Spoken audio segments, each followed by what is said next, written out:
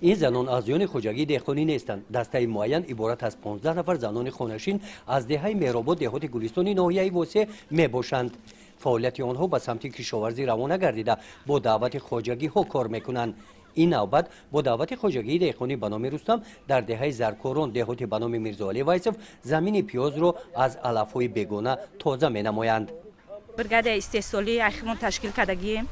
هم خیلی میریم نه حتی نمی برگادی روی بینای کلونو که جایی که می جمع گفتن میریم خیلی کار میکنیم. شهرنامه قطعی اومدگیم نازی با بگای شوم پول منامیتا بود کدیم میریم یکی با بود نکیم پگه با میم با همینجا با دوام میتیم کارمونا.